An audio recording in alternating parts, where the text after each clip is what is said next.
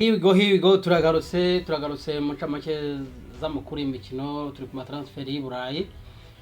Turagira ngo tubasesengurire tubabwire uko ikipe ya Bayern Munich yamaze kurangizanya na Vincent Kompany, tubabwire none ahangaha nuko ikipe ya Chelsea imaze guhereza Enzo Maresca amasezerano y'imyaka 5. Ikipe ya Paris Saint-Germain irimo kwifuza Rodrigo ndetse na Timo Werner kugira ngo ibasimbuze Kylian Mbappé wamaze kwerekeza mu ikipe ya Real Madrid. Igisigaye no kumwanonza. So ku ikipe ya Bayern Munich iratangaza ko impamvu yahaye kontra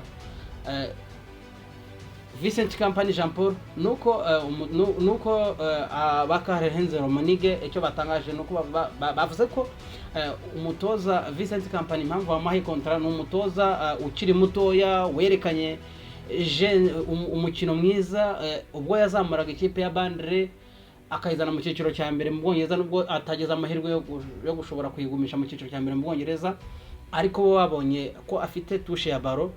Kandi umutoza Vincent Kompany Jean Paul bamurangiwe na Pep Guardiola kuko niwe batungiye agatokira bavuga ati why not kuki mutazana Vincent Kompany Jean Paul akaza kubatoza mu ikipe yanyu ya Bavaria. Nugutegeza tukareba icyo Vincent Kompany ari buze gukora mu ikipe ya Bayern Munich. So tugategeza tukareba ese biri bukunde cyangwa se biri buze kwanga. Tugategeza tukavuga ese Vincent Kompany umupira yerekanye je nziza, umupira uri toto football uri modern football, umupira ugezweho w'ubwenge. Ese tukareba niba ashobora kujyana mu ikipe ya Bayern Munich. Kandi ikipe ya Bayern Munich umupira ikinayo yubakiye kwa forwards cyane nibo yubakiwe, kandi ubona ko na Kompany mu ikipe ya Bandre yakinaga umupira wubakiye kwa forwards cyane nk'umutoza we na role model we wamutoje Pep Guardiola. So nukureba nugutegeza tukareba je ya Bayern Munich ko ihura n'imitekerereze ndetse n'imitoreze ya Vincent Kompany. So mu ikipe ya Chelsea bamaze guhereza nyine imyaka 5 nkuko nari maze kubabwira umutoza Enzo Maresca. Enzo Maresca arimo kwifuza abakinnyi batandukanye, arimo gushaka kugira ngo arebe ko ikipe ya Chelsea yayubaka ku buryo ishobora gukompeta sezo tugiye gutangira. So ikindi ni ugutegeza tukareba ese ikipe ya Chelsea ihisemo neza kuzana Enzo Maresca nahabo. Ikindi ikipe ya Paris Saint-Germain nkuko nari maze kubabwira nuko yamaze kujya ku isoko gushaka Rodrigo Goes wakinaga mu ikipe ya Real Madrid ndetse na Timo Werner kugira ngo baze bafatanye barebe ko bazi icyuho cya Kylian Mbappé. Urabizi ko Kylian Mbappé yamaze kubasezera ejo bundi bwo bakinaga Coupe de France yabasezeyeho arabasezera nkuko Toni Kroos nawe yabasezeye muri Real Madrid, nawe yarabasezeye kuko batwaye igikombe batsinze ku mukino wa nyuma ikipe ya Rio.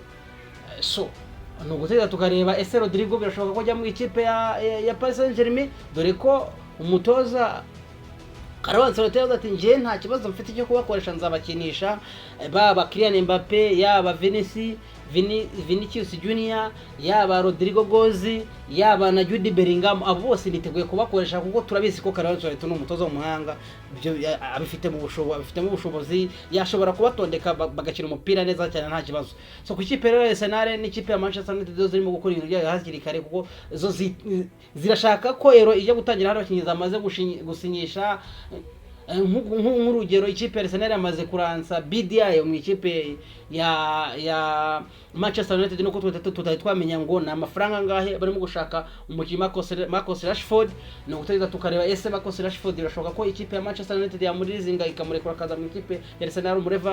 Umurevare w'ikipe ya Manchester United urabizi ko n'abafana baba batifuza ko hari ikintu kiza cyava ku ikipe ku ruhande rwa buri ikipe, y'abafana b'ikipe ya Arsenal, y'abafana b'ikipe ya Manchester United, usanga ko bose babahanganye. Muteza tukareba ikindi kandi twababwira nk'amakuru agezweho aka kanya nuko Tobias Bora yasezeye Hasi Africa akamubwira ati urabizi neza kandi natwe turabizi ko ikipe ya Bayern Munich, ikipe ya FC Barcelona ni ikipe za pressure zihora zishaka ibikombe, zihora zifuza guhora ari ikipe ziri top ku mugabane w'Uburayi. Ubwo ndatekereza wenda ko impamvu yatanze iyo message ari ukugira ngo ase nkuha ubutumwa umutoza wabo uje kubatoza mushashya bagiye gukomezanya nawe Vincent Kompany. Kandi ikindi Vincent Kompany nta gushidikanya nuko hari ibyo, nubwo wenda tubona ko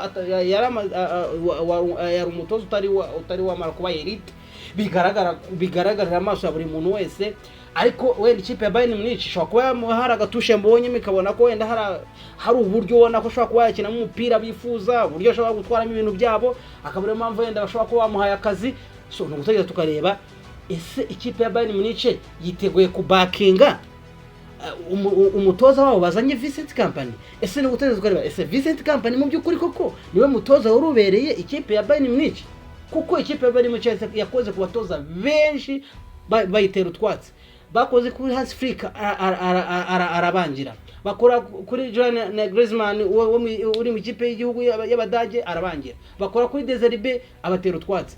Bongeye no kwegera ngo begere umutoza wabo bari basanzwe bafite Thomas Tuchel, nawe aravuga ati ntago bikunda.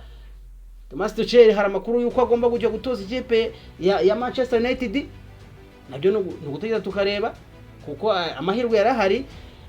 Ikipe yacize bavuga ati niba wenda batari banonse umutoza bashaka kumugarura, nugutegeza nabyo ibyo ukuvuga ngo ibyo byo byarangiye. Nukureba ko ese koko birashoboka ko yajya gutoza ikipe ya Manchester United, ko Thomas Tuchel ho yagana. So ikipe rero Bayern Munich nta mahirwe yari ifite, nta n'amahitamo yari ifite.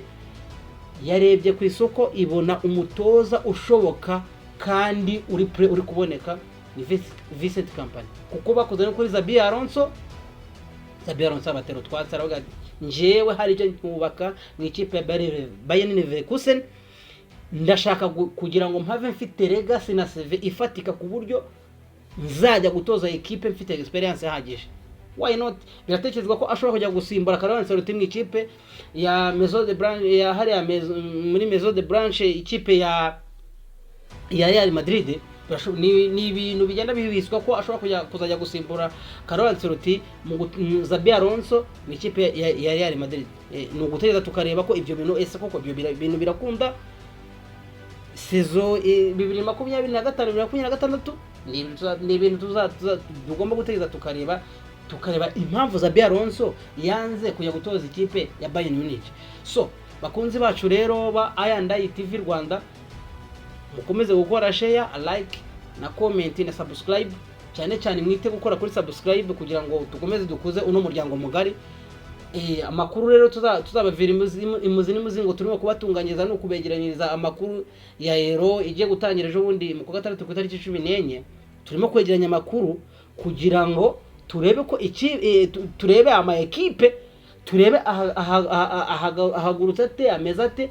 Iyo nkuru ejo izabageraho tugende twanariza umukinnyi wa ekipe, twanariza buri ekipe yose uko yahamagaye, ko ikipe y'igihugu ya Espagne yahamagaye. So amakuru y'imikino nakagaruka hano kuri Eye&Eye TV Rwanda. Mukomeze gukora subscribe, share na like na comment. Umugoroba mwiza.